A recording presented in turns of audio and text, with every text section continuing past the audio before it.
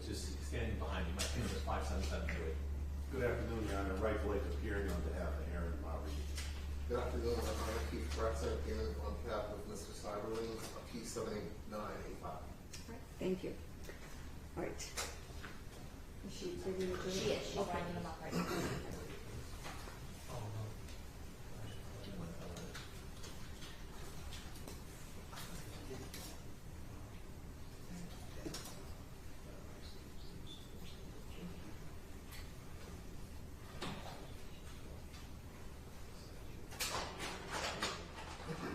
All rise for the jury.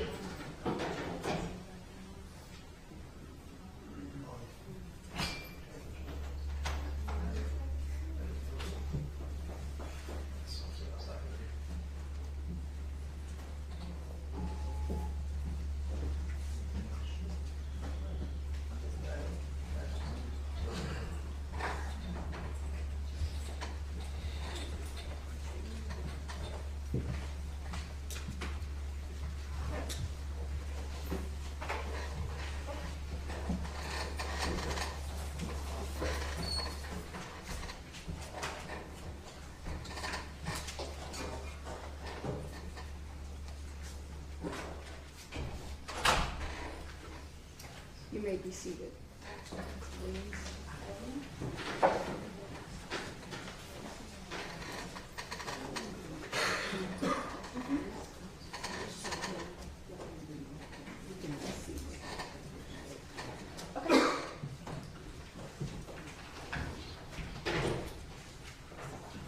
Good afternoon, ladies and gentlemen. We're ready to resume the taking of testimony. Please call your next witness. Your Honor, at this time, the people will call Dr. Carl Schmidt. Judge, I would just point out that there was a sequestration order they had at the beginning, but Dr. Dragovich is in the courtroom. And I will expert opinion, so I would ask to accept him from the sequestration order. I note that that's an allowable exception, Your Honor. People have no objection. Very well. Thank you. Thank you. Watch your step, please. Sir, could you please turn towards me? Thank you. Do you solemnly swear or affirm under the penalty of perjury that the testimony you're about to give before this court is the whole truth and nothing but the truth? I do. You may be seated. Good afternoon. Good afternoon. Could you state and spell your first and last name, please? My name is Carl, C-A-R-L, Schmidt, S-C-H-M-I-D-T. And what do you do for a living, sir? I'm a forensic pathologist And where do employed you currently work? at the University of Michigan. And in 2021, where did you work? I was also working at the University of Michigan, but I was the Wayne County Medical Examiner. And do you have to have specialized education and training to be a medical examiner? To be a forensic pathologist, you have to have a degree in medicine, and then I did residency training in anatomic and clinical pathology, and then I did some specialty training in forensic pathology, and I am board certified in anatomic, clinical, and forensic pathology. And how long have you been a forensic pathologist? About 30 years. And have you ever been called to testify as it relates to your opinion involving a postmortem examination? Yes. About how many times have you testified as an expert? Both in the casework that I personally did the autopsy and consultation, it's been at least 400 or 500 times. Your Honor, at this time, I would move to have Dr. Schmidt declared an expert in the field of forensic and anatomic pathology. No objection, Judge. No objection, Your Honor. No objection. You'll be so qualified. You may Thank you. proceed. Dr. Schmidt, could you explain to the jury what forensic and anatomic pathology are? Anatomic pathology is the branch of medicine that studies the changes that occur in tissue as a result of disease. So, for example, if you have a tumor and the surgeon biopsies it, he will send it to the pathologist who will look at it under the microscope and render a diagnosis of, let's say, malignant or benign. And a forensic pathologist is a subspecialty of anatomic pathology that studies the changes that occur in tissue as a result of the process of death and the mechanisms that lead up to the process of death, whether they be natural disease or trauma. And because many of our cases died due to trauma, we are often also called to testify in those cases that fall under the medical examiner statute. And I believe you've testified that you perform postmortem examinations, is that correct? I have. And what is the purpose of a postmortem examination, sir? The main purpose is to determine the cause of death. In the hospital case, that's really the main issue, documentation of the changes that happened as a result of the disease and therapy. In the medical examiner's case, it's also the manner of death or the context in which that individual died for the certification of death. And how is a postmortem examination conducted? A typical postmortem examination includes basic measurements such as height and weight. You then do an external exam where you look at the changes that occur externally as a result of disease or trauma, or both. And then you proceed to do what most people think is the autopsy, which is where you open the cavities of the head, chest, abdomen, and pelvis, and you examine the internal organs and you correlate the changes that you find in the internal organs with those changes that you saw externally. And typically, when a postmortem examination is done, are the findings ultimately placed in a report? Yes. And I'm going to ask you about this case in particular. How did you become involved in the death investigation of Mackenzie Cochran? I was called one day by the Attorney General who asked me to look at the case. And is it fair to say you are not the forensic pathologist that conducted the original postmortem examination? That's right. So if you are not the original assistant medical examiner, how is it that you can conduct a review and form an opinion? So we look at the medical record. In this case, I looked at the medical record, video from the scene, autopsy pictures, as well as the autopsy report, and also the microscopic slides that were generated as part of the autopsy. Okay. Now let's take those individually. You said you reviewed some video from the scene, is that correct? Correct.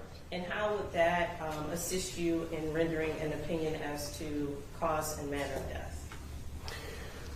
When you're defining the context in which the death occurred, in other words, the manner of death, you try to gain information as to how it is that the events that led up to the individual's death took place. So in this case, the video was informative regarding how it is that the individual ended up on the ground and subsequently died. And specifically the video in this case, what was helpful about the footage as it related to you rendering an opinion? Well, there is one particular scene where you can see that he is pepper sprayed, then basically thrown to the ground, and he did not get up afterwards, and that was basically it. And Your Honor, permission to publish that portion of People's Exhibit 29 to the jury? Yes. Thank you.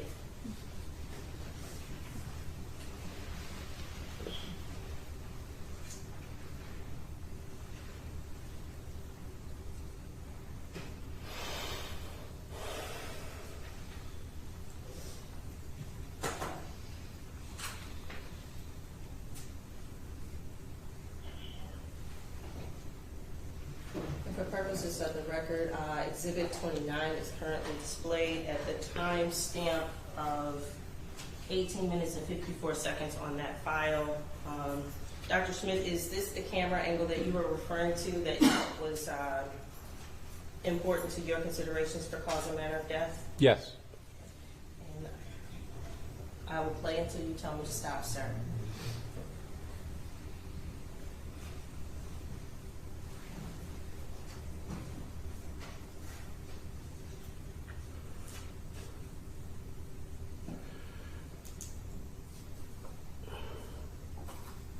So at that point, right there, He's pepper sprayed for the first time.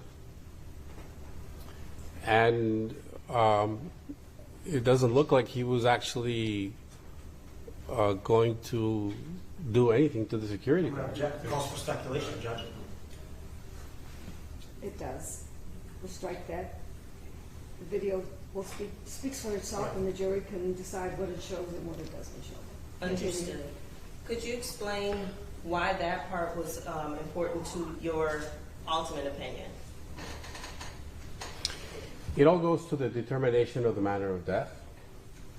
The manner of death is a part of the death certificate where you have to cite the context in which the death occurred. So there's 5 manners of death. The first is natural, when you die from natural disease. The second is accident, which is when death is an unintended consequence of an action that you were not expected to result in death. The third is suicide, which is where death is self-inflicted. The fourth is homicide, where death is a result of somebody else's actions. And when you can't neatly pin the manner of death into one of these 4 categories, then you say that it is indeterminate. Now, other than the security video, I believe you said you reviewed a series of reports. What kind of reports did you review, sir? It was the medical records. There was the EMS report from when they came to resuscitate him. And those are the ones that come to mind. Taking the EMS report first, what was significant about what was in that report that ultimately helped you form an opinion? He was unresponsive when EMS came, and when they put on the electrodes, he was in pulseless electrical activity, or PEA. And when you're in PEA, the actual survival, when you have electrodes put on and you're in PEA in the field, the mortality rate is over 95%.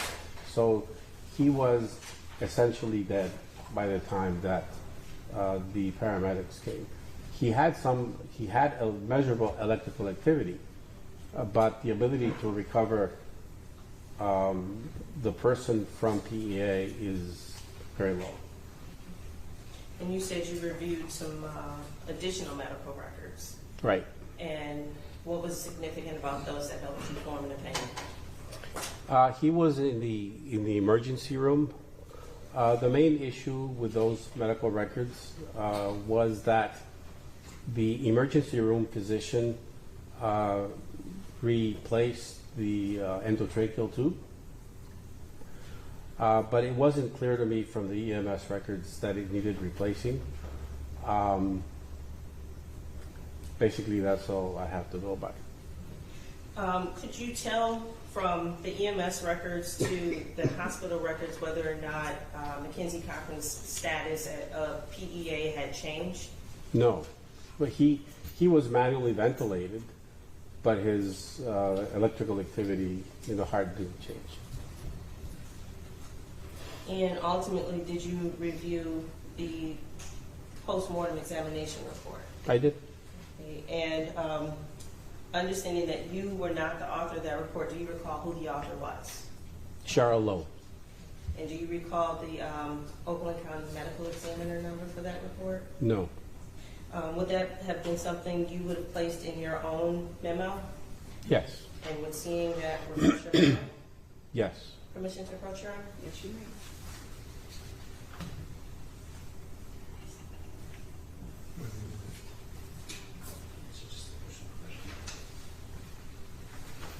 Sir, do you recognize the document that I've handed you?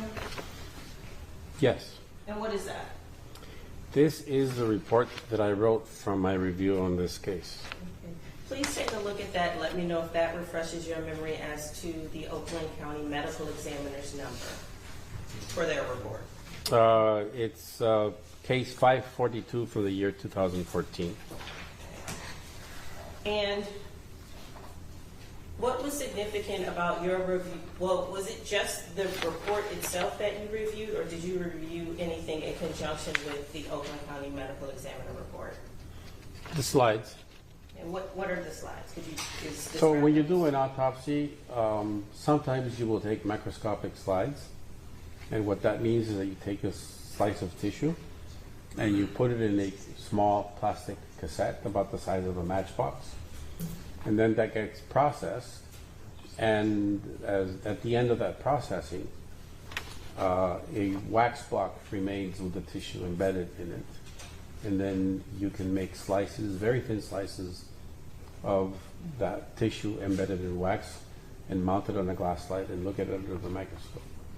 And how many slides were created in connection with this postmortem report? 23 slides. And did you find anything remarkable about those 23 slides? The liver had acute congestive changes due to terminal heart failure, but there were no other significant findings. And as to the body of the report itself, was there anything significant within that report that helped you formulate your opinion, sir? The heart was heavy. The heart was 549 grams. Okay, and what is the significance of that weight, sir? When you have an enlarged heart in a male is about 300 to 325 grams. You have an increased risk of sudden death. And that's really the main significance. And after reviewing the surveillance video, the EMS and hospital reports, as well as the postmortem report and histological slides, were you able to form an opinion as to the cause of death of Mackenzie Cochran? Yes. And what was your opinion, sir? That he died of asphyxia and heart failure under prone restraint. And can you explain to the jury what that means, heart failure under asphyxia due to prone restraint? So there has been relatively recent literature on, and actually research on what happens to a person when they're in prone, in other words, face up on the ground, and they're being restrained. And although young people in good shape are able to tolerate it, above a certain weight, and if you're not physically conditioned, there can be changes present. The pH of your blood goes down. You're not able to move your chest to adequately breathe, and eventually that leads to changes which cause terminal heart failure. Is prone face up or face down? Prone is face up, supine is face. No, prone is face down, supine is face up. Now, as it relates to manner of death, you've explained to us the 5 manners of death. Were you able to determine a manner of death for Mackenzie Cochran? Yes. And what was that? I think that there's an argument to be made for indeterminate. I don't think this was an accident. But you can also argue because he was basically thrown to the ground and after that he died, that you could also argue that it was homicide. And for purposes of the post-mortem report, homicide means what, sir? That death was inflicted by the people and the circumstances that he was surrounded by. And it is by no means going into the criminal form of homicide, correct? Right. Homicide is a different definition in medicine. The manner of death was something that came into existence in the early 1900s. It's unclear exactly when. It seems to have been around 1910 that it started appearing on death certificates. And that came about, at least as far as we know, because public health researchers wanted to know the context in which deaths were occurring. So let's say that you had a gunshot wound and that was the cause of death, but you didn't know if it was inflicted by somebody else, which would be homicide, whether or not it was self-inflicted, or it was inflicted while hunting, for example, where you could argue that it was an accident. So essentially, that has been around since then, and it places the forensic pathologist in the position of having to assess what the context the death occurred in and to make a determination regarding that. Now, the original autopsy report that you reviewed identified the cause of death as position compression asphyxia. Is that the same or different than your opinion, sir? It's related. I think to some extent it depends on how you want to phrase it. But I think that the more modern terminology of asphyxia under prone restraint better describes the physiology that happened behind that. People would pass the witness, Your Honor. Dr. Schmidt, are you telling this court that you were asked by the Dana Nessel? She called you up and she asked you to review this file, or was it someone from her office? No, it was Dana Nessel. Okay. Because you and her have a friendly relationship, do you not? No, I hadn't actually seen her in years. So your answer is yes, you are friends, or no, you are not friends? Because I have friends that haven't seen yours either. No. So you're not friends. Right. Okay. But you do work for her often, do you not? No, not often. Okay. So when you do work for her, you get paid for it, do you not? Yes. And how much do they pay you, by the way? Actually, for this case, we didn't set up a contract. I haven't been paid. Okay, but you're gonna be paid, correct? That's something we haven't even discussed yet. Okay. Is it based on whether they win or not? No. Okay. So is it gonna be more or less than what you're paid for in Muskegon, where you testified in a case where you said it can be indeterminate or it can be homicide, like you're doing today? Is it gonna be the same amount, same rate, or different? No, it's the same rate. What is that rate? $4.50 an hour. Oh, wow. And so you had to review the file, correct? Right. You're keeping track of your time, are you not? No, actually, for this case, I haven't set up a contract and I haven't kept track of the time, and I haven't sent a bill, and I probably won't. Oh, so you're going to do that out of goodness of your heart, correct? Objection, Your Honor. Argumentative. Enough of that, Mr. Holder, please. Sir, you're asked to look at medical examiner's report for Mackenzie Cochran, correct? Right. And you're given a file to look at a report that's almost a decade old, correct? Now it is, yes. Almost 8 years when you got the file, correct? Right. And you realize the examination was made by an Oakland County medical examiner, correct? Right. It would be logical to call the medical examiner's office and talk to the person before the autopsy, would it not? No, not necessarily. Okay. Did you ever try to get a hold of Dr. Lowe? No. Did you ever try to get a hold of Dr. Dragovich? No. Who's Dr. Dragovich to you? What's that? Who's Dr. Dragovich? He's the Oakland County Medical Examiner. And he's been Oakland County medical examiner for quite some time, correct? Right. And he's a very competent doctor, isn't he? That's what they say. Well, you don't like him, do you? Objection, Your Honor. Relevance. Do you have issues with him as a doctor, sir? No, I'm sorry. Let me rephrase the question. Do you have issues with him as a forensic pathologist because he has overruled your findings and found incorrections in your reports? Many times, hasn't he? No, not many times. But he's done it a number of times, hasn't he? Yes. Did you ask the AG's office, hey, have you sought someone else's opinion in this case besides before you called me? Or did you determine that you're their go-to guy? No, it just happened. Okay. Because you're their go-to guy, right?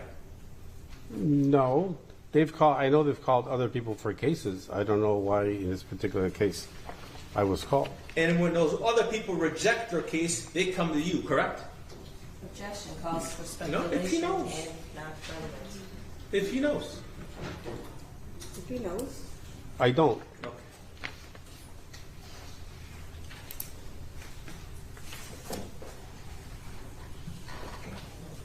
The report drafted by the medical examiner of Oakland County, sir, determined it was an accident, correct? Right. And you watched the video, more than one video, not just the one they showed you today, correct? Right. And in your report, after watching the video, in the report that you have in your hand, sir, you note that you don't see any security personnel sitting or somehow securing the back or chest or placing weight on him, correct? Page 2 of your report, sir. Yes, I think that's right.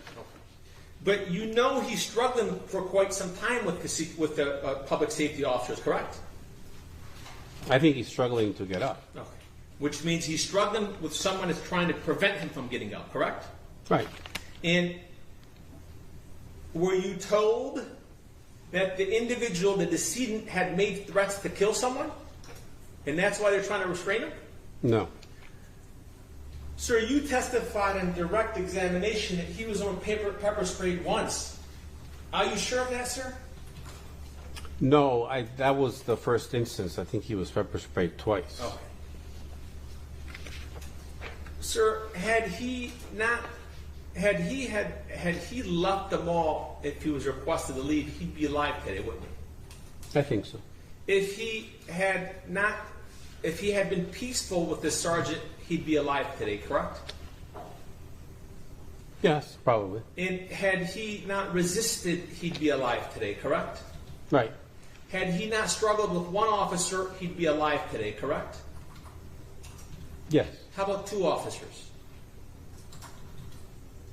I don't know. He'd be alive today if he didn't struggle with 2 officers, correct? Probably. How about 3 officers? It depends on how he was being restrained and whether or not those 3 officers could have restrained him. Right. But if he didn't struggle with that and he complied, he'd be alive, right? Yes, I think so. Sir, would you agree the act of securing a person's hand in and of itself wouldn't cause a person to die? Would you agree with that? Yes. The decedent had an enlarged heart, right? Yes. And that was something important to you because you noted it in your report, right? Right. And there is no telltale signs when you're looking at someone to determine whether or not they have an enlarged heart, correct? No, not physically, externally. And the heart of Mr. Cochran was enlarged for a person with his height and his weight, correct? Right. How big was he? It's in your report, right? Obviously, it should be in your report.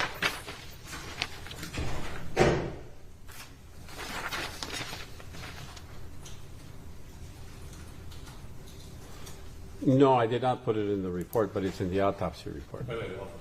You draft a report about a decedent, and you know that report can be relied upon by the prosecutors that pay you. Was it $550 an hour or $450 an hour? I haven't been paid. I know, but they pay you only $450 an hour, correct? In the previous cases, yes. In excuse my memory, but did you say that you're not going to bill for this case? I hadn't thought about it. So you intend on billing for this case, correct? I mean, the No. jury's here. You can be honest. You're on the record. No. Because if you say no, you're not going to get paid. So you better make sure it's clear. Your Honor, I believe the witness answered the question. Well, what? I didn't hear it. Well, what is it? You going to get paid? You going to bill for it or not? You're on the record. You have cameras and everything. No. Oh, Move to strike that oath. that wasn't a word. It was a sound. I'm sorry. Okay. Refrain from making nonverbal editorial comments. Thank you. Absolutely, Judge. Apologize. So, sir, his heart is listed at 591 grams, correct? 500. 549.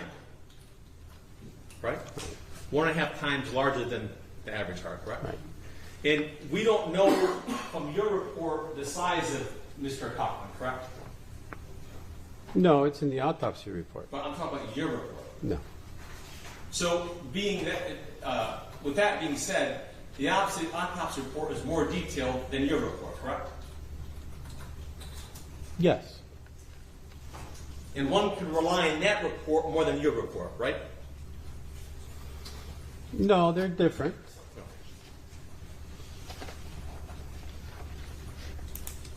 When a person with an enlarged heart, as Mr. Cochran has, begins to resist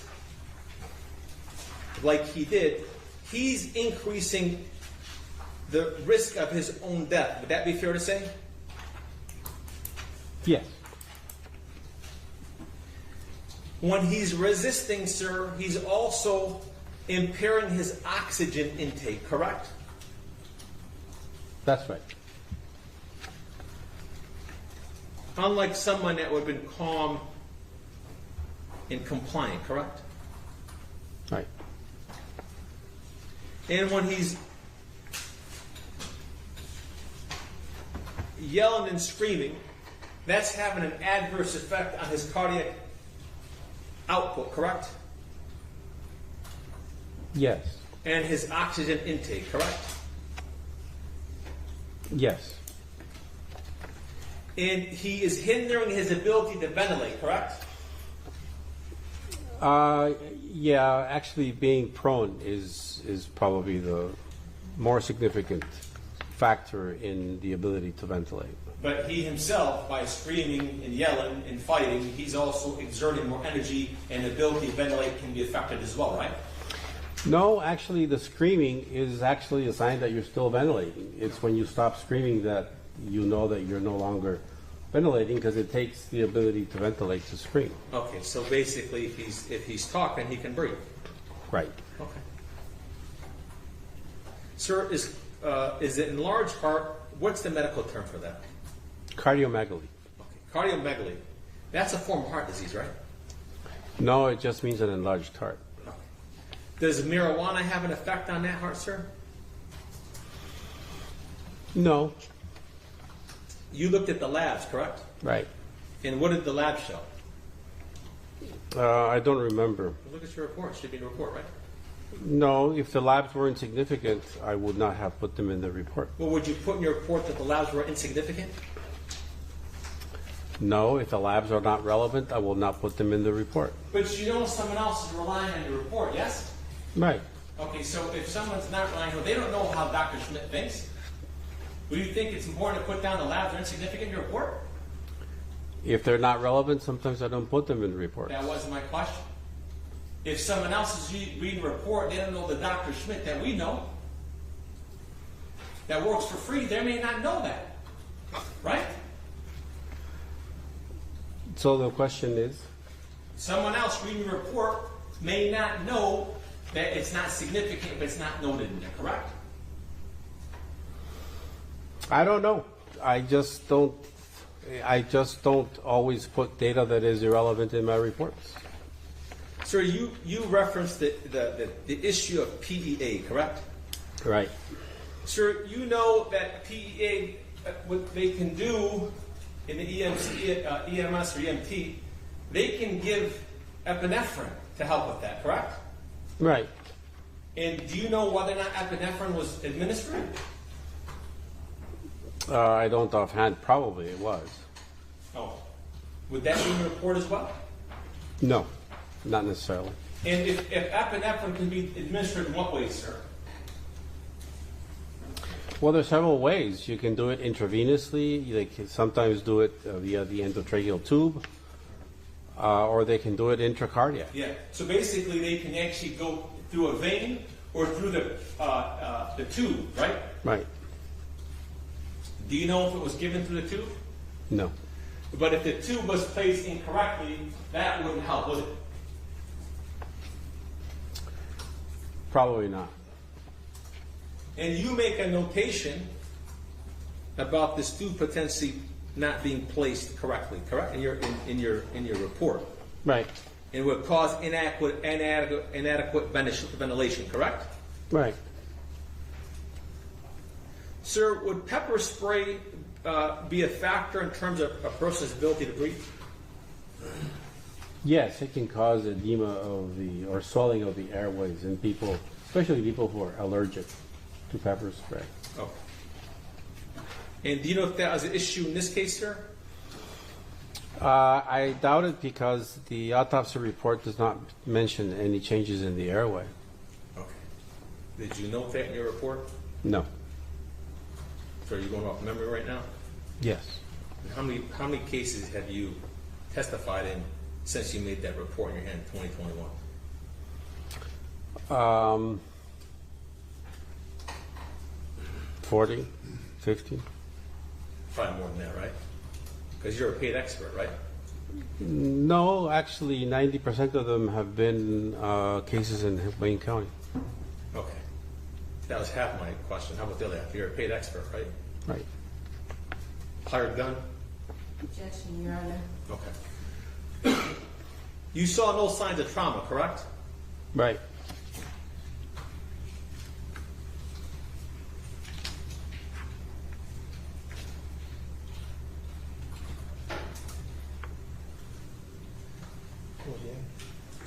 Sir, any issues with blood in the lungs? With the what? With blood in the lungs? Well, actually, hold on. Let me refresh it. Your testimony was that when you looked at the report, the slides, all you saw was, let me read this.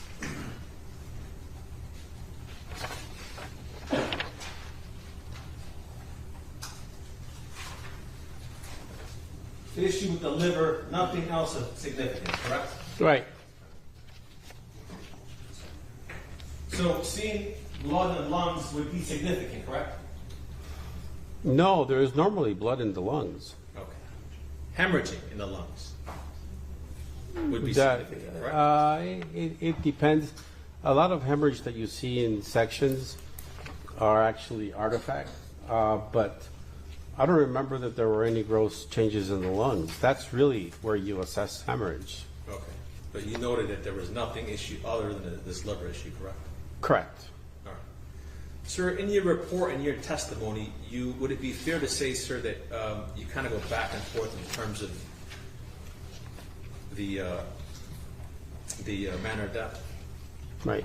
All right. And you said there, quote, you testified under oath before, correct, in this case, at the examination? You remember Right. that? You remember that, right? Right. Okay.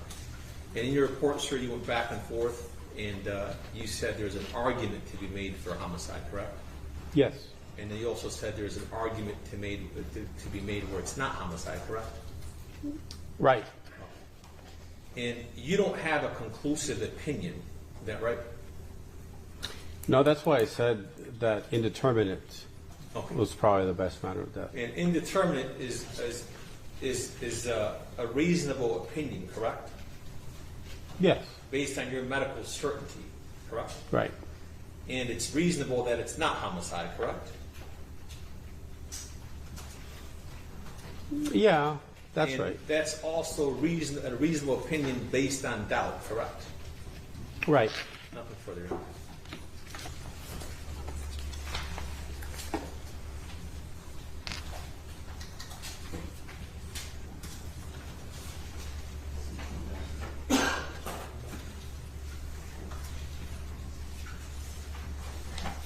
Doctor, what was the date that you received the phone call from Ms. Nessel to inquire as to whether or not you're interested in this case? I don't remember. You remember what year? It's been at least 2 or 3 years. So you don't know the specific year, you don't know the specific date, correct? Correct. And did you take notes of this particular correspondence you had with her? No. When you received that call, were you employed by any other county or? The University of Michigan. Now, you mentioned on direct, I believe, at one time at point you were employed as the Wayne County Medical Examiner as well as University of Michigan, correct? No, I've been employed by the University of Michigan since 2011, I think, but we were providing forensic services to Wayne County as employees of the University of Michigan. Okay, how long were you providing services to Wayne County? I was actually chief medical examiner for 18 years and an employee of Wayne County until 2011, and then when we changed over to the University of Michigan, Then I became an employee of the University of Michigan. Weren't you fired from your medical position at Wayne County, sir? No, I resigned it. You resigned amid a lot of controversy. Would you agree with that? Yes. And you are now the chief medical examiner in Monroe County. Yes. And Monroe County had absolutely nothing to do with this case. Would you agree? Correct. So you seem to be quite a busy man between University of Michigan, your job at Wayne County, Monroe County, correct? Right. And you're telling us today that out of the goodness of your heart, you're just going to volunteer your services on this case, correct? I hadn't thought about billing until you brought it up. I didn't bring it up. I just asked you if you thought about just volunteering your services with all these duties that you have way back in 2014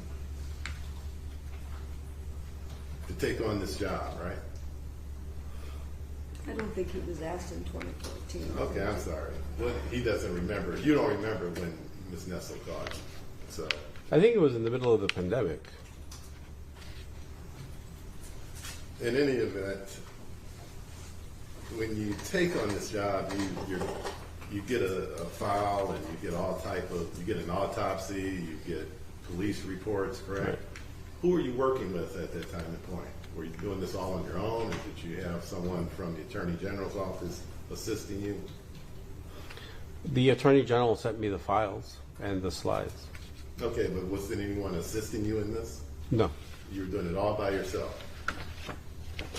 Well, I did. I read the autopsy report and I looked at the slides by myself.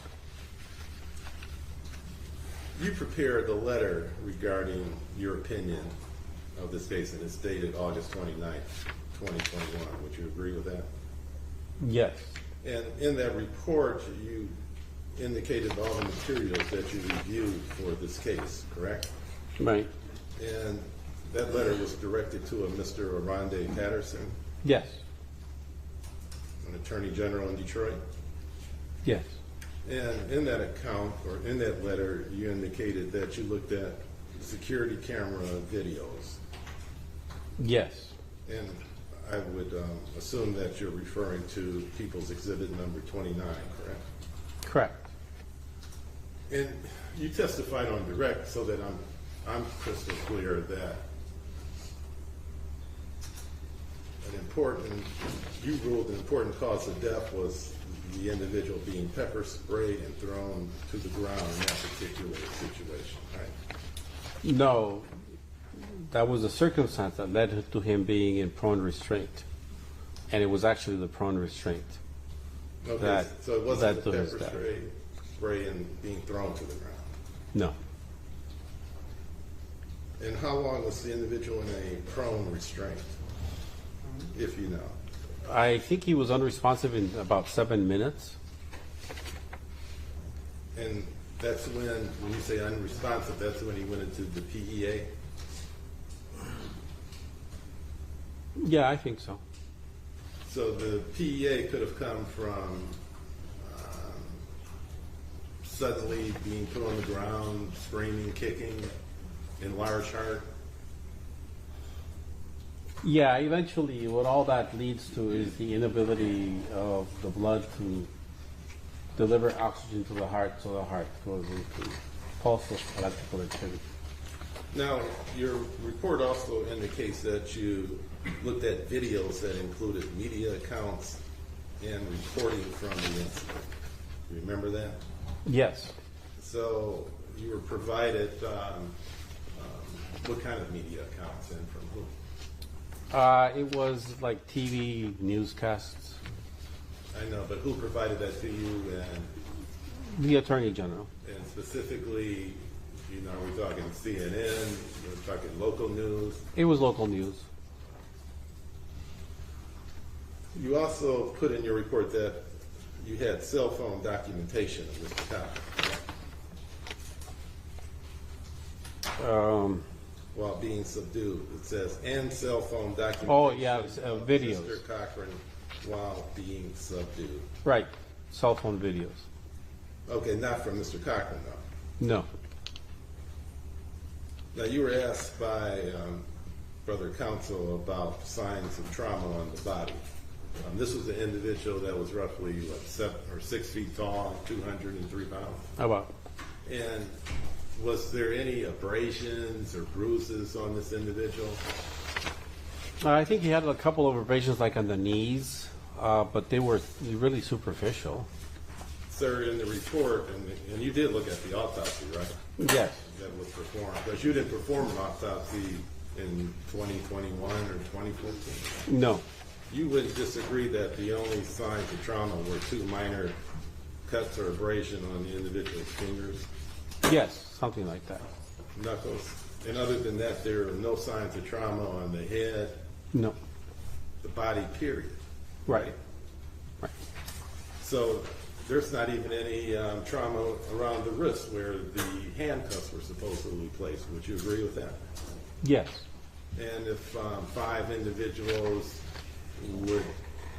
could have kicked somebody, hit somebody, or placed a knee on the back, there clearly would have been some kind of signs of trauma, such as a bruise or an abrasion, right? No, if you had placed a knee on the back, there may not have been, there probably would not have been anything. Okay, well, what about if someone was struck?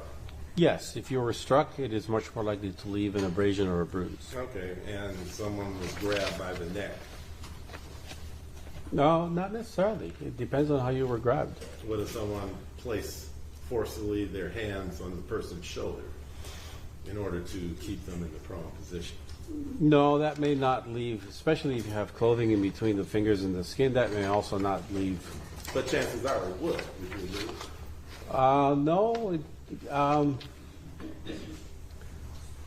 No, it depends. I think that more often than not, it wouldn't leave any evidence of anything. Now, you were also asked about some of the reports. Did you look at the toxicology report?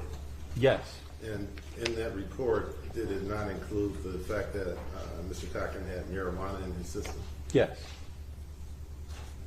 Were there any other drugs in his system, if you know, based upon looking at the No. autopsy? No, not that I recall.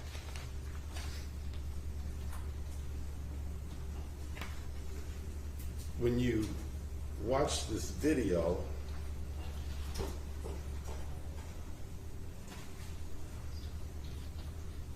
you were giving the description of the various individuals or the security guards, were you not? Given the description? Right, you were given the police reports, correct? Yes. And you were giving mugshots of these individuals, these various individuals? I don't remember seeing that. You don't? No. Okay, so can you tell us who's who in those videos, or you can No. just say it's just a bunch of people around, standing around, right? Well, I didn't identify them individually, no. Did you see an individual hand a cup of water to the decedent, Mr. Cochran? I don't remember that.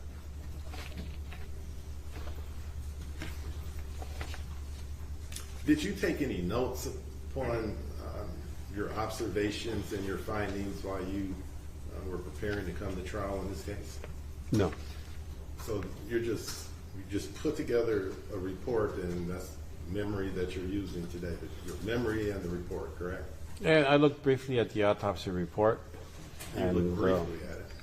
yeah. In your preparation of your letter, you just looked briefly at the autopsy report? No, before I came here, when I was preparing the letter, I looked at everything in detail. Let's go back to the autopsy report that was prepared by Dr. Lowe. Clearly, you had some conversation, or you reached out to the doctor who performed the original autopsy. No.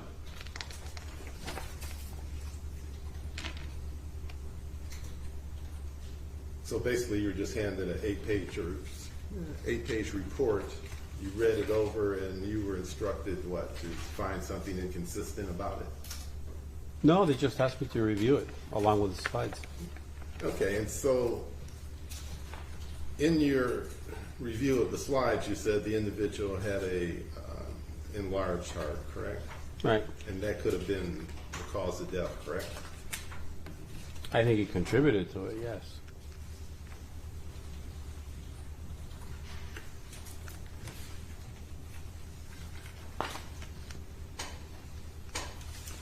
In your report, you put down a confounding factor is the enlarged heart, which is a risk factor for sudden death.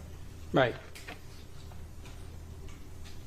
And then you go on to say physical restraint in an individual that is agitated will increase cardiac output and oxygen consumption, needs to keep pace with the muscular effort expended by the victim while struggling to fend off the attempts of the restraint, and is itself significant contributor to death in the circumstance when prone and with decreased ventilatory capacity. It is easy to see how the heart can fall, especially in already enlarged heart, which is less adaptable to increased metabolic demands. That's in your report, correct? Right.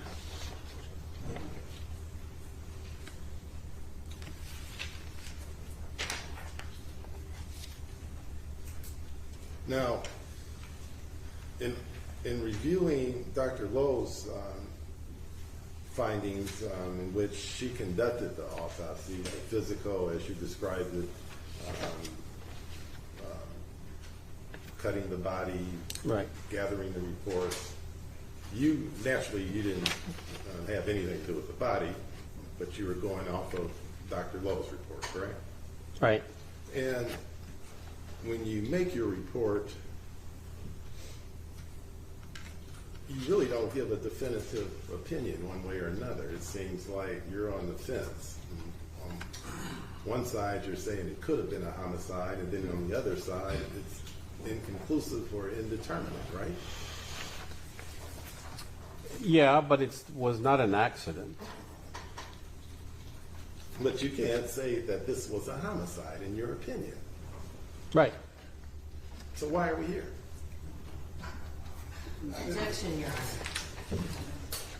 I think that's a question that isn't, I think that's a question that isn't going to receive an answer. Okay, so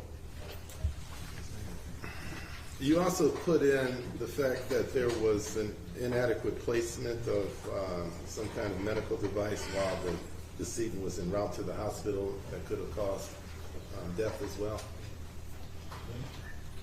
Yes, there is documentation that the endotracheal, that the emergency room physician replaced the endotracheal tube because he thought it was out of place. So there was negligence from the hospital contributing to the cause of death? No, EMT. Oh, the EMT, I'm EMT. sorry.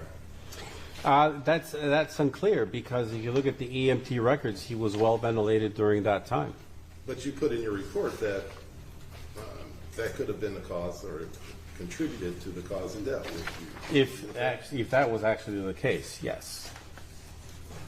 Well, if it wasn't the case, you wouldn't have put it in your report, correct? No, it was something that had to be documented because it was there, and it may be related to the cause of death. All right. Thank you, Dr. Neff. Mr. Braxton.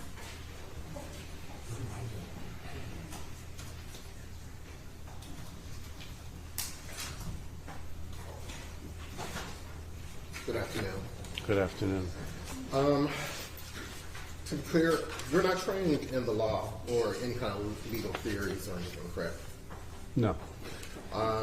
Earlier, you were watching the video, and when it got to a point where Ms. Cochran bent over, you said he was pepper sprayed.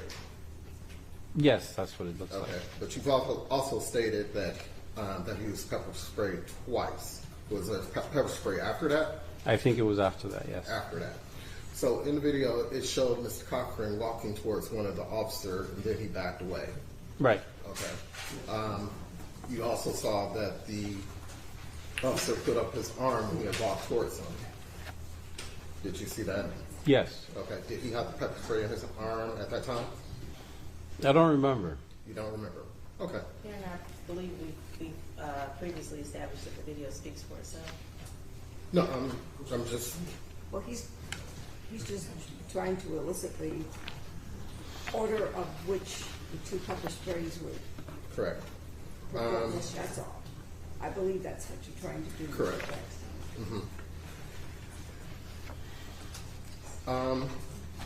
One of my main questions is, could you agree that if you could have more accurately did a report if you were the actual examiner of Mr. Cochran's body than what you have today?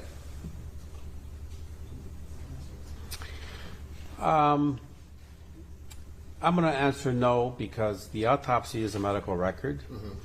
And the idea behind a medical record is that you document everything that you did during the autopsy or when you examine the patient, so that a subsequent physician comes along and reads a chart and he can reach the same or different conclusions as you did. But don't some physicians make mistakes? Sure. Okay.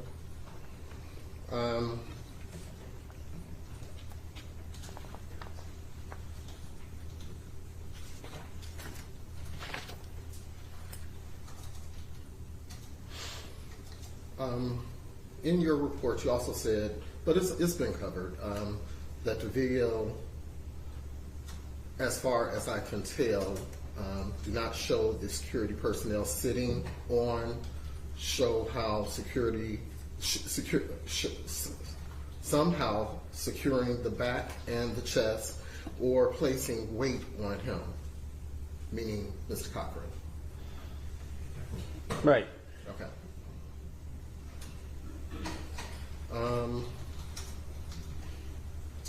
You also stated a factor is the enlarged heart, which is a risk factor of sudden death. Yes. Okay. And it said you also have here the victim, while struggling to fend off attempts at restraint, and is itself a significant contributor to death in this circumstance. Right.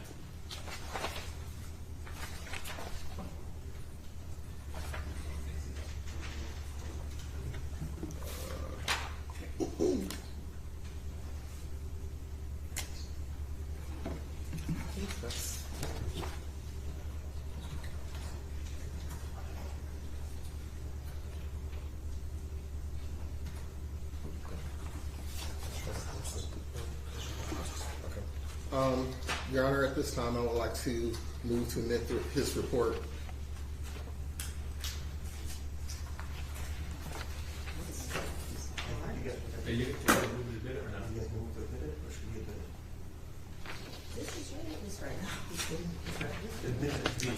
All right. Do you have any objection to the admission of Dr. Schmidt's report?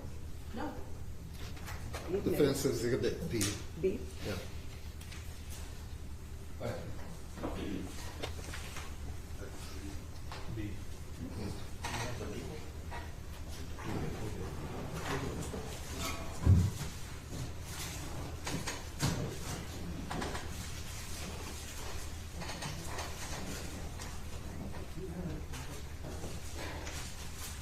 Is there any redirect this witness by the people? I don't know. I believe that. Well, they all sat down, so I, so I believe they're done with their cross. Yes, I would like some redirect. Thank you. Go ahead. Dr. Schmidt, can a person with an enlarged heart live a normal life? Yes. Now, if just a person, let's, for the purpose of this example, a person with a normal sized heart, if they were restrained in a prone position, would they also be susceptible to death? Yes. What is the increased risk if you have an enlarged heart? An enlarged heart needs more oxygen, has what we call an increased metabolic demand. And if you're in prone restraint and you start having difficulty breathing, and the blood doesn't oxygenate as well, that increased mass of the heart is going to fail sooner than a normal heart because it needs more energy and oxygen to continue functioning. And would you expect someone who's having difficulty breathing while in prone restraint to move around to try and take in air? Objection calls for speculation, Judge. It goes beyond the scope of his expertise. I believe it would be within his scope. He's a pathologist, Judge. He deals with people that are dead, not alive. I'm sorry? He deals with people that are dead, not alive. That's his expertise, people that are not alive. He looks at the cause of death. Okay, could you repeat your question, please? I don't even remember my question anymore. Then ask another question. I will, Your Honor. Thank you. Now, your ultimate determination for the cause of death was cardiac arrest due to prone restraint. And what items did you review that led you ultimately to that decision? Well, the autopsy report, the slides, the hospital records, the EMT records, the videos. Now, in the video, is Mackenzie Cochran just laying on the ground by himself? No. And if Mackenzie Cochran was just laying on the ground by himself, would you expect him to have died from prone restraint? No. If Mackenzie Cochran had not been restrained on January 28, 2014, would you expect him to die on that day? Well, it all depends on why he would have been on the ground. I mean, you could be on the ground because you dropped dead. Well, based on the video that you watched. Right. So it was the restraint that led to the cardiac arrest due to prone restraint? Is that what you're saying? I'm going to object, Judge. That calls for speculation. I already said that he cannot give a definitive answer. It was indeterminate. Well, it's his opinion, and it's a cause of death. But his opinion is in his report, which says it could be either indeterminate or homicide. Well, I'm not talking about the manner of death. I'm talking about what caused the death. I wasn't talking about the manner of death. I didn't say anything about homicide. But you asked. Okay, enough. Rephrase your question. Yes. As it relates to the prone restraint, from the video that you watched, who was restraining Mr. Cochran? And I'm not expecting you to give names. The security guards. And was that a direct cause to the cardiac arrest? Yes. Thank you. Nothing further.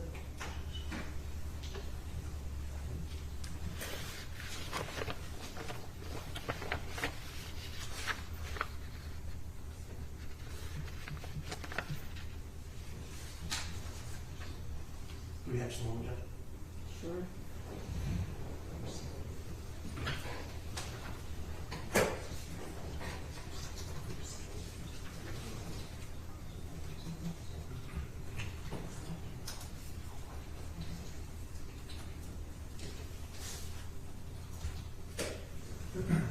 Sir,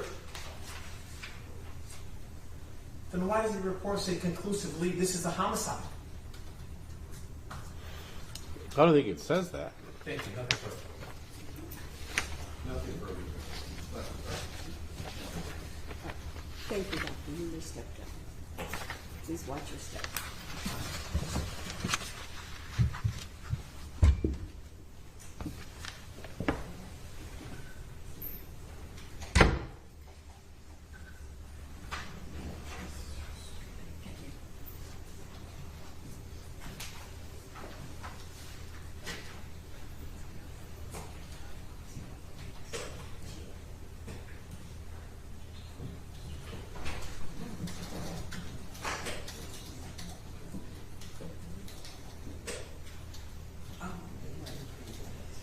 Sorry, Your Honor. At this time, we do have no further witnesses, and we rest.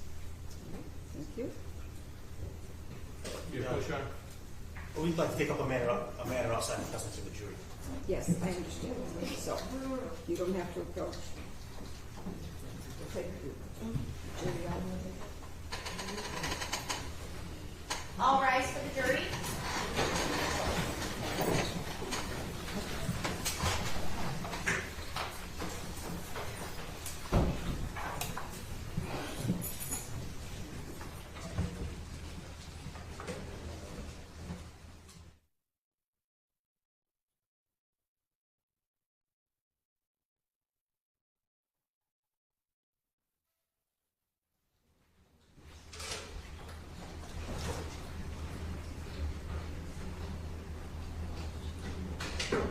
You may be seated.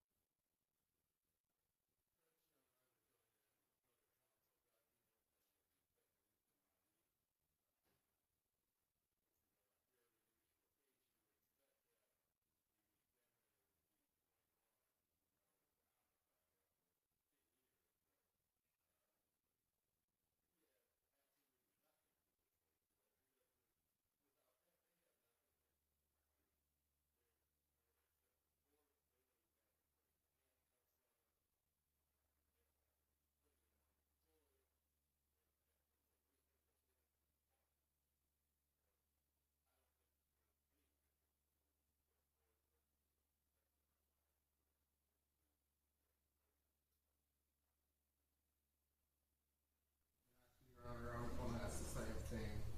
Mr. Sarberling was holding his legs. He was not directly on top. He wasn't applying any kind of pressure. Again, this witness was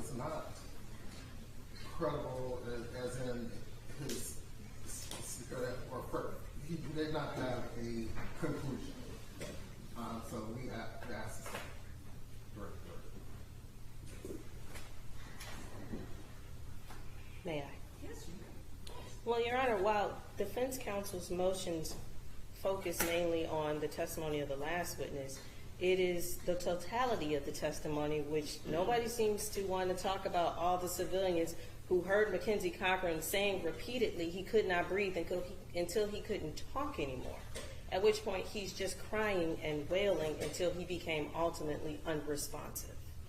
And, Your Honor, this isn't about, and while the court has to look at each defendant individually, it's not about their individual actions. It's about the compounding of all of their actions that led to Mackenzie Cochran's death.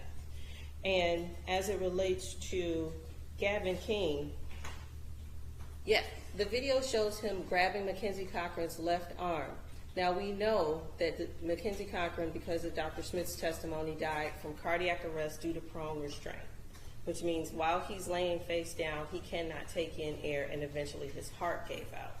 Now, there's been much ado about the manner of death, but as Dr. Smith said, that's more a statistical purpose for the medical examiner's office, and it has no bearing on the legal definition of homicide. Now, as we've seen the video, the people are not saying that the defendants did this intentionally, which is why they are charged with involuntary manslaughter. It is the argument of the people that these defendants owed a duty of care, at least owed a duty of using common sense when they interacted, when they held down Mackenzie Cochran.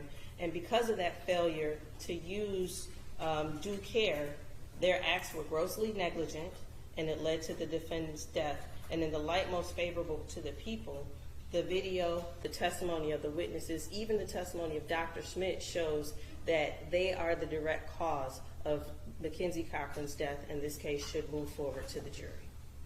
Thank you. At this time, the court, having viewed the testimony and evidence in the light most favorable to the people, does find that there is a question of fact as to whether the defendants were grossly negligent in their actions towards the decedent. So I am denying the motions for directed verdict.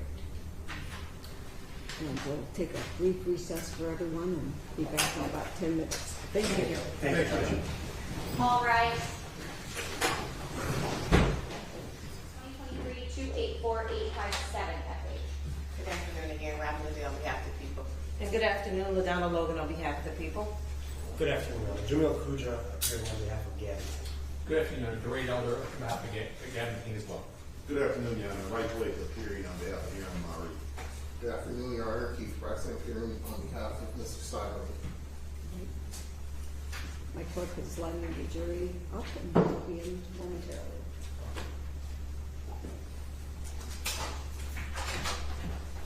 All rise for the jury.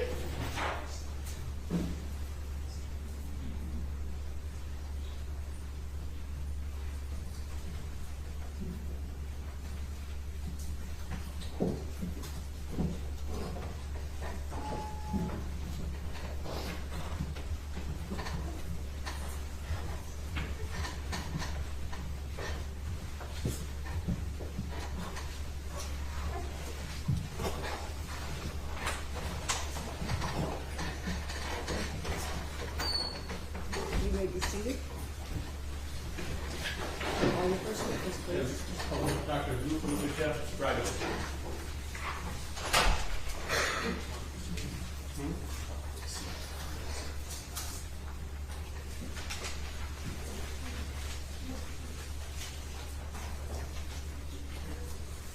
Your apologies, step up into the box. Thank you. Yes. If you could please repeat towards me and raise your right hand. Do you solemnly swear or affirm under the penalty of perjury that the testimony you're about to give before this court is the whole truth and nothing but the truth? Yes, I do. Sir, can you spell your name, please? I am Ljubisa Jovan Dragovic, that's Ljubisa, middle Jovan, last Dragovic. Sir, are you employed? Yes, sir. Where are you employed currently? I'm currently employed in the capacity of Chief Forensic Pathologist and Chief Medical Examiner for County of Oakland. And can you tell the jury what that entails? Well, I'm responsible for anything and everything that the agency medical examiner in this county does things properly and according to the law, because we enforce one law, that's the Medical Examiners Act of the state of Michigan, and I'm responsible for everything that is done by my agency. There are other doctors that work with me, and there are investigators, there's clerical personnel, there's autopsy personnel. It's an operation, and that's my responsibility. How long have you been the chief medical examiner for Oakland County? It's 34th year running up now. And can you tell the jury a little bit about your education and training, please? Well, I graduated from medical faculty, University of Belgrade in former Yugoslavia back in 1975. So it's I've been a physician about 49 years now. I did the rotating internship there, and I did the compulsory military service as a medical regimental officer at the time that country existed. I also worked as in an underserviced area of the country for almost a year together with my wife. And then I was given an opportunity to come and train in pathology at Queen's University in Canada. I completed that, and I followed with subspecialty training in neuropathology, which is the subset of pathology that deals with injuries and diseases of the central nervous system, peripheral nerves, and skeletal muscle.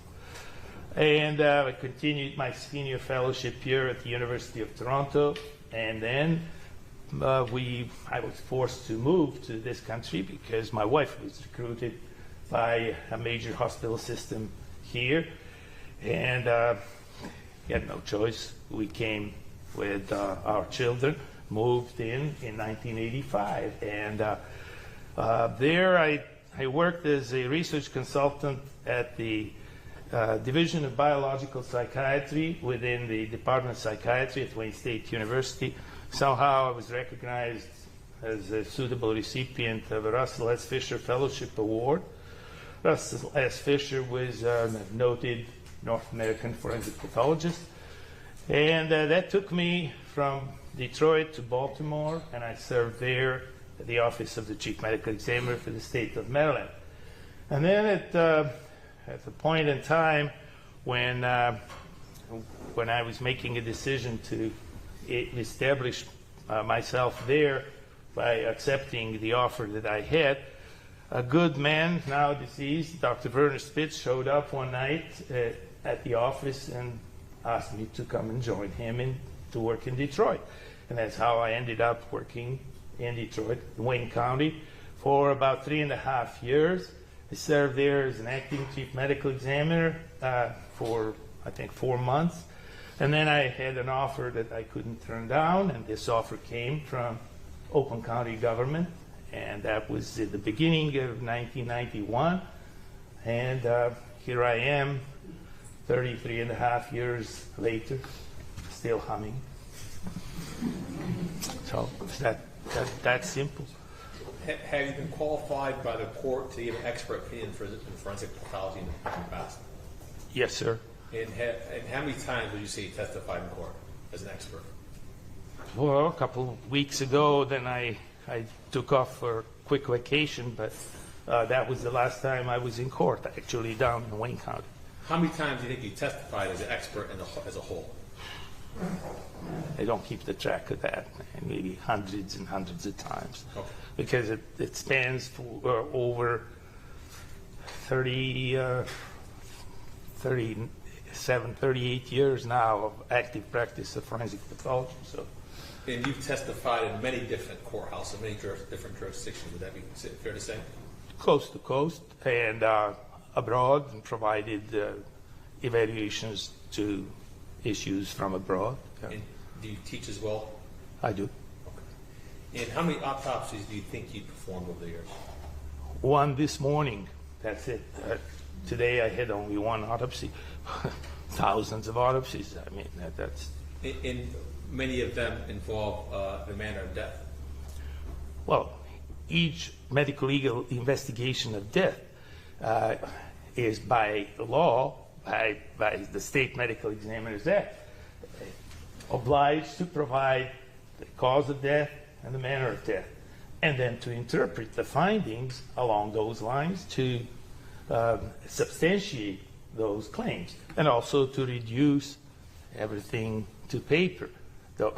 That was the old spelling in the law. Nowadays we keep the hard copies, but we also use electronic database. So I haven't read the recent update. They may have updated it now as far as reducing things to paper, dropping that out. I turn over this over to opposing counsel. Paul, here, expertise. No, I'll stick with his expertise. Okay, thank you. Okay. Are you asking to qualify him? Yes, Judge. Will be so qualified. Thank you. Thank you, Your Honor. As a forensic pathologist, sir, can you explain the jury manner of death, different manners of death? The manner of death is simply how death came upon a person. It considers physical circumstances, and you heard earlier about that. Those circumstances have to be looked at and then correlated with the findings on the body and in the body during the external and internal examination of the body that frequently is referred to as autopsy. The autopsy is a diagnostic instrument. So a manner of death defines how death came upon a person. And those 5 manners of death existed from the beginning of the time, because even in Roman times, they were calling physicians as experts to assess what happened to a dead individual. It did not come up recently. It was not some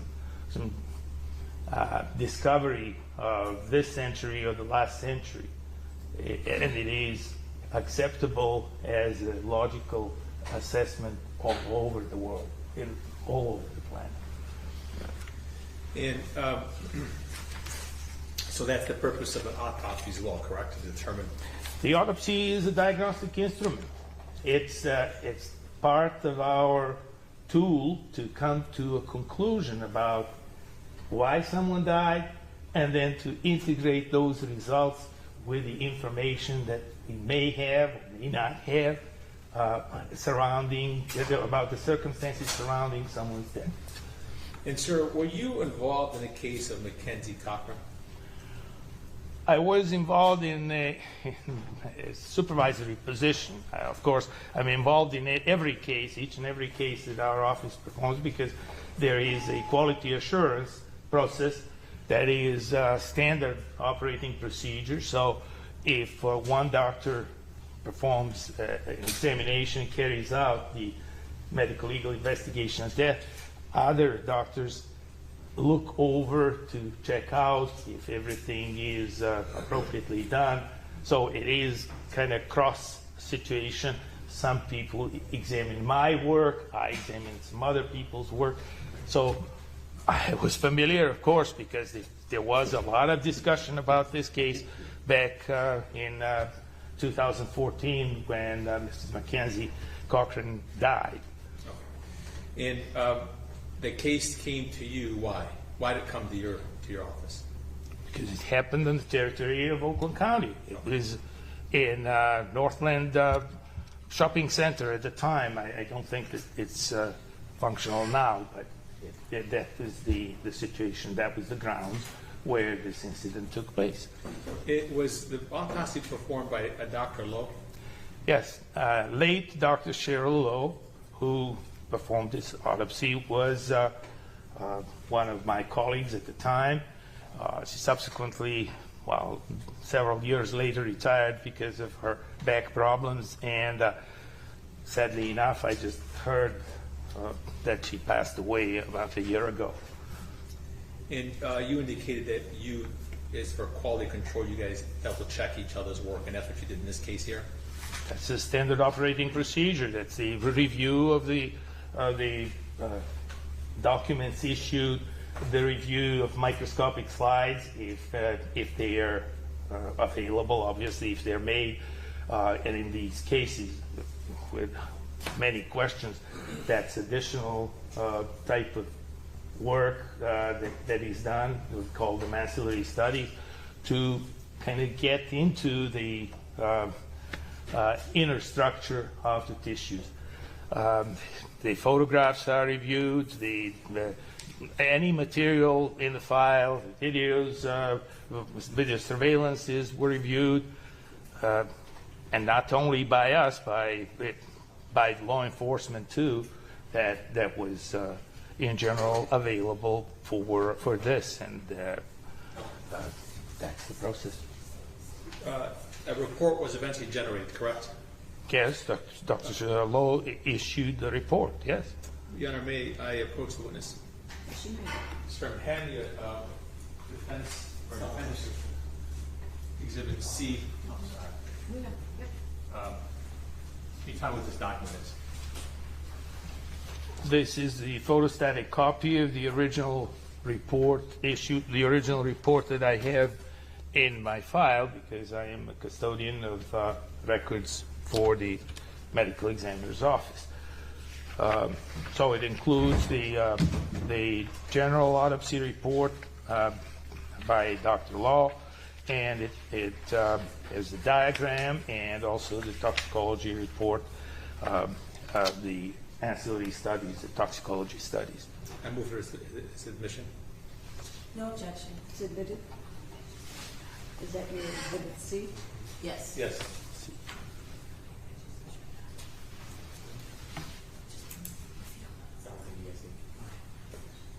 Sir, in terms of the manner of death, sir, what does the report indicate? What's the manner of death? The report indicates that the manner of death was accident. And was there an opinion in terms of the diagnosis of death as well? As the diagnosis, it was position compression asphyxia. And based on that, you reviewed, did you review video as well? Oh, of course I did. Okay. And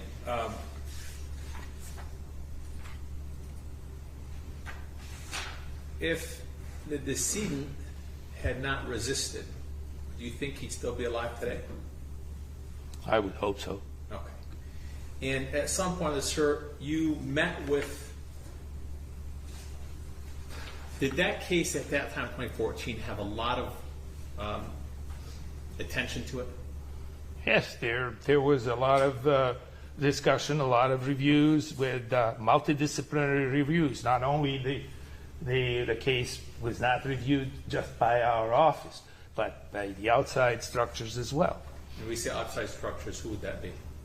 The general law enforcement, the main law enforcement, uniformed law enforcement, people from Southfield Police Department, the prosecutor's office, everybody that would be in line to ask questions about this matter. So you and your staff, would it be fair to say, would you guys met with the prosecutor's office and law enforcement about this case?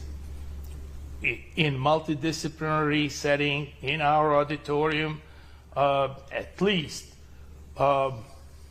several times. I don't know exactly how many, but at least several times where a lot of people being present, all the photographs being shown, everything discussed to every detail. You said auditorium. Yeah, we have a classroom type. It's Dr. John Burton Memorial Auditorium. That's what we call it. Well, do you have a conference room as well? Oh, we have a conference room, but the conference room can accommodate maybe 12 to 16 people. The auditorium can accommodate about 50 people or so. So would it be fair to say you had a lot of people you had to use the conference room? I mean the auditorium, I'm sorry. That was the purpose. That's the purpose. That's what we give lectures to. So you render your opinion that it's an accident in the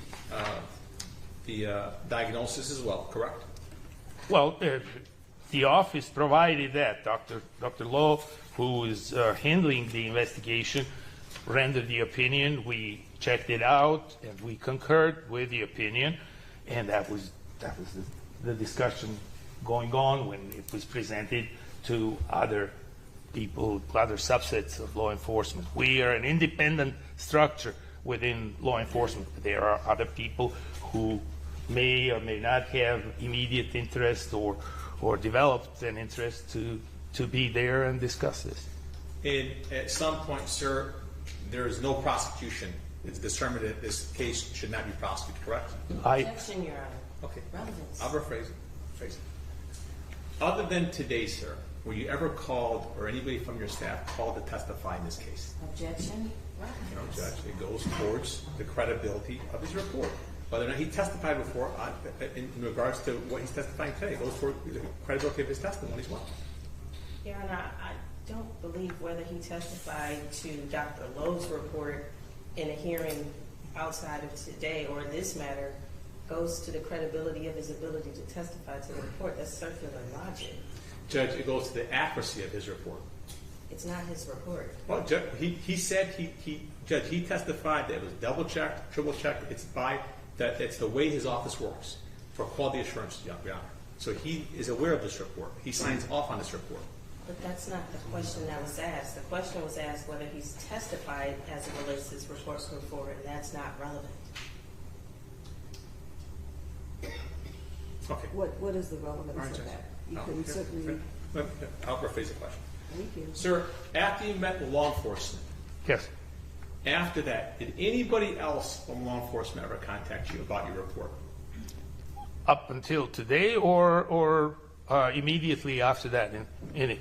After your file was put away, 2014-ish, you had met with all these authorities that you talked to. Right. Eventually, your file was put away, correct? Yes. When's the next time you heard anything about your report? A couple, 3 years ago, And- maybe 4 years ago. Okay, so almost a decade later, you were asked about your report, correct? Yes, sir. And who is the person that asked you about your report? This was Mr. Patterson, Mr. Orlando Patterson from Attorney General's office. And what did he ask you to do? He was asking, we had a couple of phone calls and a Zoom type of communication. I remember he was asking about the details of the case and what I had to say, and I told him everything that I thought was in the report and in the evidentiary material, and that was it. You know, I asked the court to take judicial notice that Orlando Patterson was a prosecutor in this case, appeared before this court in this case, on behalf of the Attorney General. I don't understand how that's relevant. It goes to the credibility of his report. It goes to the credibility of his testimony. It's not his report, and it has nothing to do with his testimony that he spoke with a member of the Attorney General's office before today. Judge, it goes to the motive of the prosecution. In addition, Judge, it goes to the credibility of what's in that report because he was asked to reconsider that report. That is not what this witness testified to. Well, if you let me ask questions, I'll get that from him too. Okay, enough. Ask him that question. Sir, were you asked to give a second opinion on this case? Yes. And were you asked to have your opinion reconsidered in this case? Yes. Okay. And sir, you met with this Attorney General, Assistant Attorney General. Did you meet in person? Was it on Zoom? It was on the phone and on Zoom. Were there other individuals other than Mr. Patterson on this Zoom? There was a nice-looking lady on the Zoom too, another attorney, but I don't remember her name. Okay. Do you recognize her at all or not? I don't remember. This was about 3 years ago, Okay. something like that. All right. And you end up telling him that you're not changing your report. I simply said that I have no basis to change this report because this report is well substantiated by critical evidence, and there is no, I cannot spin something out of it. That was simple as it is.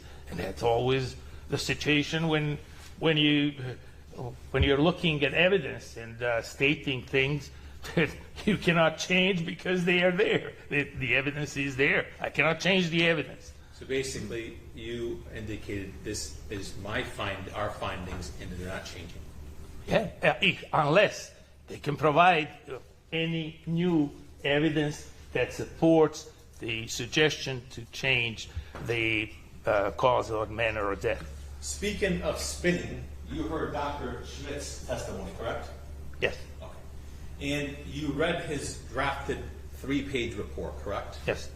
And you're aware of his opinion, correct? Yes, I listened to the testimony. Okay. And do you have an opinion in terms of his opinion, his testimony? I don't know where and what new his testimony brought, but the conclusions are strange, and he claimed here, right in front of all of us, that this is not an accident. On the basis of what? I have to explain a little bit more about the accident, and he actually provided the definition of an accident earlier, and he said that it's unintentional act. And you know, if someone shows me an intentional, purposeful act, well defined, then that's a different thing. But there is no such thing, and that's what everybody looked at originally in the evaluation of this case. Dr. Dragovich, the government knew of your report, correct? It's a public document. Correct. And you were called by Attorney General about your report, correct? That's correct. I'm sorry, Assistant Attorney General, correct? Yes. Did Dana Nessel call you?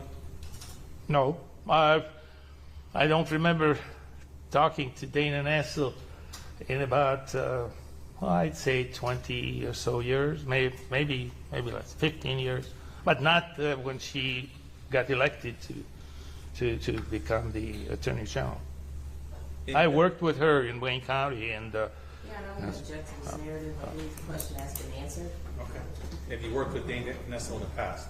yes, And sir, you reading Dr. Schmidt's report, sir, do you think that his opinion flip-flops? I don't know what his opinion is, because he simply said this can be indeterminate, which means simply I don't know, or a homicide. So take your pick. That's not how forensic science works. So that's my comment. So you talked about quality control, sir. Yes. And you've been at a place for 34 years where you've never been disgraced or tossed out like Dr. Schmidt. Objection, Your Honor. No, Judge, it's a question. No. But I'm not done with my question. Okay. So Let him finish his question. Finish, and then I'm going to object. Thank you. Go ahead. have you or anybody in your staff ever had an opinion which says it could be homicide or indeterminate? That doesn't make sense. But that isn't the question, Doctor. The question is, have you or anybody in your staff ever done that? Oh, no, of course not. I mean, That's fine. That's it. Okay, continue. So in the opinion that Dr. Schmidt is given, there is doubt as to what it may be, correct? absolutely, but there is no clear definition either way. And the doubt is reasonable, correct? Very reasonable, because it says, I don't know. If you ask someone to give you the evidence and they say, I don't know, then there is no evidence to interpret. Is there anything that I did not ask you about that you'd like to elicit your opinion on? Not that I can. Objection, that is overly broad. Judge, I'm asking if there's anything that he wants to render opinion about Dr. Schmidt's report or Dr. Schmidt's testimony. I would object to that. I think he needs to ask specific questions. Oh, yeah. So there's some slides taken, correct? Yes, sir. Okay, is there anything that you recall from your report that's inconsistent with what Dr. Schmidt testified regarding the slides? Well, he ignored the findings in the lungs, and and it was clearly stated in the original autopsy report and clearly present in the microscopic slides that there was hemorrhage in the alveolar spaces of the lungs. That is a significant finding.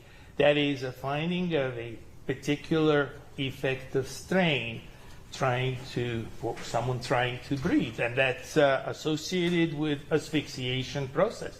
So this is an important finding. Also, the finding of marijuana in the system. The cannabinoids are a very, very important thing. They alter human behavior. They have the capacity to create hallucinations, and they basically affect human behavior. And then, even for the fact that they are legalized now, same thing. It can be transposed into alcohol. Someone under the influence of alcohol, it has changed behavior. Well, cannabinoids are very important finding in this case because of the confrontation with the individuals from security services. Sir, you want to plug it real quick? You don't plug it. Oh, go ahead. Sir, I'm going to show you something on a screen, sir. Could you tell me what that item is? It's one of these screens.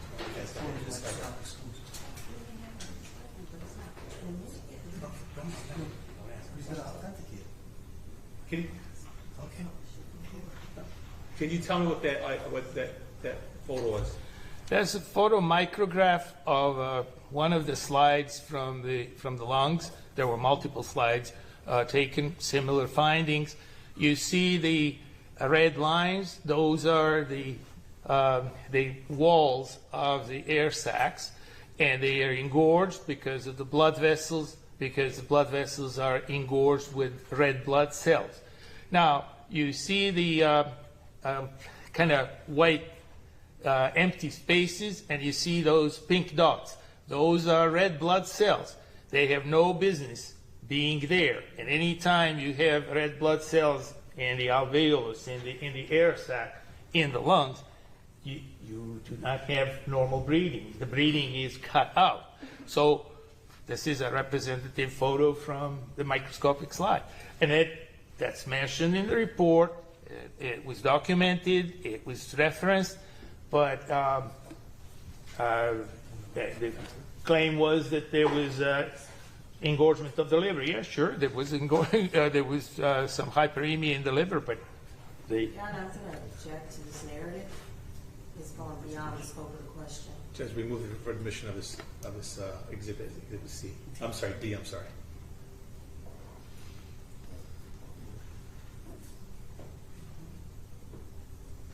No objection. So this is a significant issue in terms of the slides, correct? well, it's a significant finding. It's an abnormal finding, and one has to document abnormal findings in order to integrate and define the diagnostic process, if you want. So when Dr. Schmidt says there's nothing else of significance, that's completely incorrect. Well, it is incorrect. And you have evidence right there, correct? Yeah, evidence speaks for itself. Thank you. You're welcome. No questions from the doctor yet. I just have one question. It was a question that how are you? I'm fine, thank you. It was a question I gave to Dr. Schmidt. It was basically, in your opinion, wouldn't you say if you are examining the body yourself, you would be able to do a more accurate report than just doing a review of someone else's report? Well, generally, that's the reasonable proposition because someone looking at something is in the best opportunity to notice the appropriate things and to document the appropriate things. However, it is very, very important that someone who is documenting things know and carry on the proper documentation of every detail, even though that they may not be able to interpret everything, because no one knows everything. Only fools know everything. But there are levels of expertise, and people can look at the findings and conclude about it. But once one looks at someone's findings and someone's evidence, it has to be incorporated all in all and address things that are in agreement or things that are possibly not in agreement, because that's the process. You don't skip the things that you don't think are important or for whatever reason. Everything has to be there for someone who is secondarily reviewing, and if they are generating a report, the report should include everything that is mentioned there as evidence, whether they agree about the value of that evidence or not. In the past, how many times have you had to correct Dr. Schmitz? Objection. Relevance. Your Honor, just have a question on how many times he's had to review, and in the past, just determine Dr. Schmitz, the fact that he's had to have a review himself. Well, Your Honor, again, objection, relevance. I think there's, I mean, it goes outside the scope of his opinion. I mean, I could hazard to say Dragovich probably thinks Dr. Schmitz always wrong. So, Well, let him say. no, this is not relevant, and this All is right, my thank you. objection. Councilors, I'm going to sustain the objection. Let's Thank move you. on. No further questions. Thank you. Good afternoon, Doctor. Good afternoon, ma'am. Now, when Mr. Patterson contacted you about Dr. Lowe's report, isn't it true that he just asked you for a second opinion because Dr. Lowe was not in the state of Michigan at the time? I don't know why he asked me for a second opinion, because I told him there is. You answered my question. Thank you. He's got to finish the question, the answer. You cut him He off. said he didn't know. No, but you cut him off. All right. I know it's been a long trial here, but let's try to keep a little decorum. Yes. All right? And please let people finish their answer before you. Well, Your Honor, the witness had answered my question, and I was preventing him from running off. Well, please let people finish their statements. I Thank will, you. Your Honor. Ask your next question. What was the cause of death in Dr. Lowe's report? Position compression asphyxia. And what does that mean to us? It who are means, not doctors? in rough translation, it means the heart stopped, because asphyxia in Greek means stoppage of the heart. The heart stopped because of the pressure and position of someone's body that could not oxygenate properly due to that position and compression. And I believe you said that there were other materials that were reviewed in coming to this cause of death? All of the materials that were part of the examination of the body, the microscopic slides, the toxicological analyses, the photographs that were taken. Yes, as far as our aspect is concerned, there were other materials. They're here. This is the original file, and other questions came from the outside, obviously. What other materials did you review from the outside? the video surveillance camera results, the footages that were brought by the Southfield Police. And that would be about it. And of course, the immediate situation, the emergency EMS report, and the admission to the hospital. So those are the materials that are pertaining to our scope of interest. Other questions came from different entities, but I don't have any other materials generated. No. I just want you to answer my questions if you could. Now, when it comes to authoring the report, isn't it important to explain how you come to your findings? Well, that's the report. The report states what the findings are. One gets the idea, reading the report, how things are assessed. That's the purpose of the report.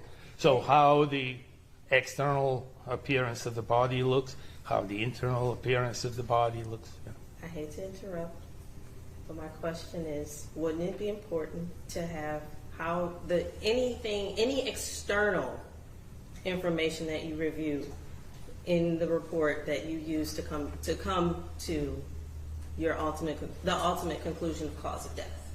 In the autopsy report? In the autopsy protocol? No. No, this is autopsy protocol addresses the autopsy. So you don't explain how you determine cause of death?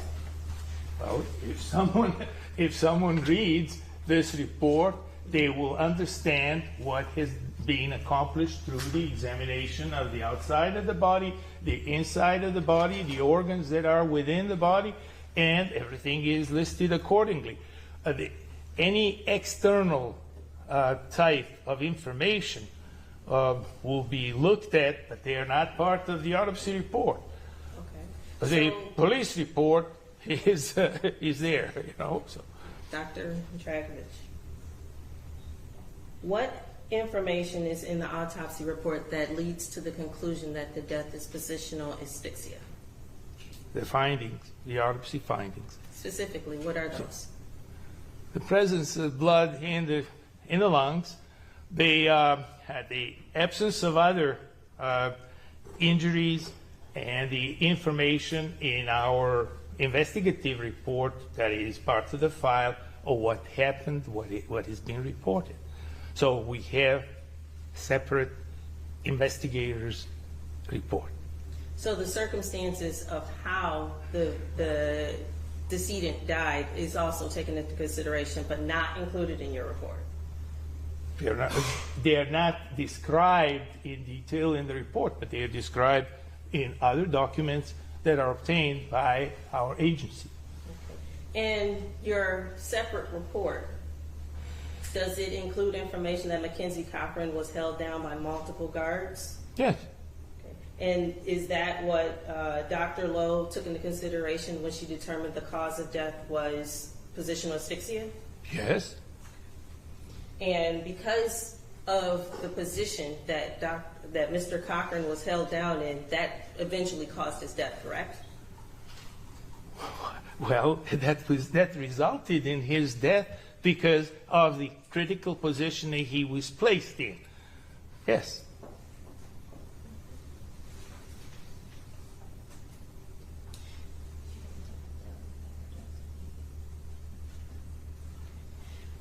I want to talk briefly about manner of death. Yes. Now, Dr. Lowe says that manner of death is accident. Could you just tell us briefly what, for purposes of an autopsy, what accident is? Accident is a category of manner of death where death results from untoward or unintentional acts of another person's acts of nature, like volcanoes, tornadoes, acts of God. So like a car crash? Yes. A car crash where someone is driving a car at the regular speed or high rate of speed, impacting someone crossing the street or crossing the road or striking another car or something that is untoward effect to someone's acts of actions. What's homicide? Homicide is a category of death where death results from purposeful act, demonstrable purposeful act of another person or persons. If I may explain further. Nope. Okay. You can redirect, okay? Enough. So if homicide for manner of death Yes. is loosely defined as death at the hands of another, would you agree or disagree with that? Absolutely not. Because that's a nonsense. That doesn't give anybody any idea what actually happens. And this is why I wanted to expand to explain No, the but things. I just need you to answer my question, sir. It's your question, your answer. Thank you. Thank you. Now, when does a case fall into indeterminate? When there is no way to determine because there is no enough information about the circumstances surrounding someone's death. It means an open case. Okay. And regardless of manner of death, Dr. Lowe's opinion was positional asphyxiation as the cause of death for Mackenzie Cochran, correct? So of course. And you agree with that, correct? I agree with that. And that's because part of your consideration was the fact that he was held down by multiple guards. Yes, ma'am. Thank you. You're welcome. Was it because he was resisting as well, sir? Objection leading. Well, not that. What could it be because a person resisting as well? Well, of course. So if there was no resisting, then there'd be no issues, correct? But there would be no need for anybody's intervention if there is no confrontation. So you wanted to elaborate on when you were explaining the definition of homicide. Yes, sir. Go ahead. Thank you. The example of homicide, the example of a purposeful act, is someone loading a gun and shooting the gun into someone. There are several purposeful acts in this. If someone takes a 2x4 and bashes someone's head, and they die. That's an example of homicide. Someone takes a knife and thrusts into someone's body once or multiple times, which is a purposeful act. But in a situation where that purposefulness is not present or even part of it, because things are happening as a result of untoward effects, then you have the obligation to appropriately classify death as accident. Or if you don't know, then you say, I don't know. And there is no classification. Nothing good. Thank you. No questions. No questions. No, we're done. What? No, we're done. We get direct, cross, redirect, recross. I didn't get him cross. Oh, I'm sorry. Yes, I apologize. I am so sorry, Ms. Logan. Yeah, This is not- you're used to him being called by people we call him. Yeah, I know. I Objection. understand. I apologize. I am so sorry, Ms. Logan. Please go ahead. I believe when Mr. Elder asked you if Mr. Mackenzie Cochran had not been resisting, then there would have been no prone restraint or prone positional asphyxiation. Of course not. Well, what if he's not resisting, but someone's holding him down? Well, Judge, That- it's a hypothetical. Judge says she knows it's not evidence. Well, he's an expert, and I'm allowed to ask hypotheticals. And I do believe the video supports that. And I'm trying not to get too into the facts in front of the jury, but I do believe there's a portion of the video that supports that Ms. Mackenzie Cochran stops resisting, and they're still holding him down. Judge, the jury the video speaks for itself. Yes, if I have to say it one more time, the video speaks for itself. It does, Your Honor. You may ask the question that you Thank you. had asked. Repeat it for the record so that the doctor can answer. What if the decedent is not resisting, but someone is still holding him down? Prone. This does not happen out of the blue. Someone has to be there to apply pressure to hold him down for a reason. So you're taking something out of context, something that someone is applying some pressure there to hold him down, and he's not resisting. He might have become unresponsive by that time. Well, Dr. Dragovich, Oh. you're going beyond my question. My question is, the decedent is on the ground, not moving, not resisting, not fighting, and he's being held down by multiple people. Could that result in positional asphyxiation? Asked and answered Judge many times. It was not answered. She may not like his answer, but he answered it, Judge.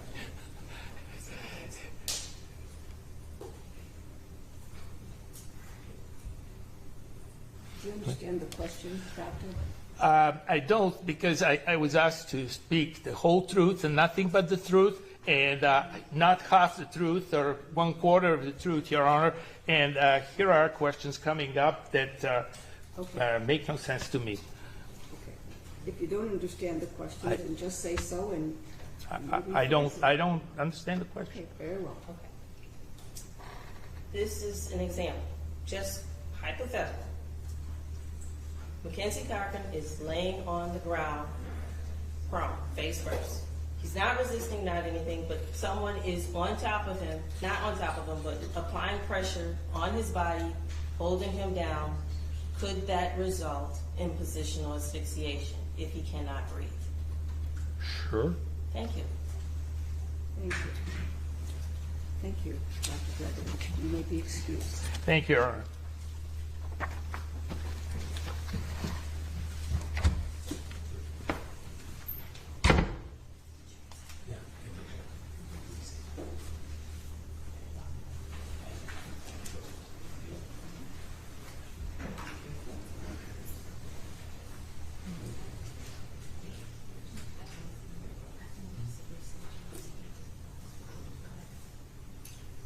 You have further witnesses? We have one more witness, Judge. If we could approach. Yes.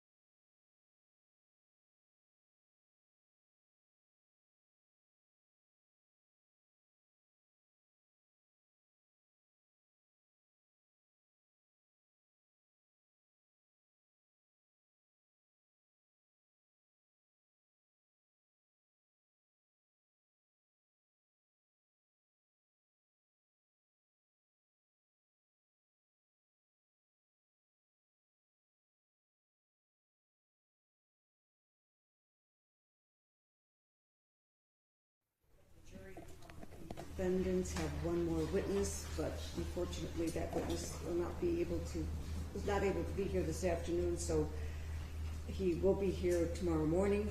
So we will resume at 8:30 tomorrow, and that I believe will be the final witness.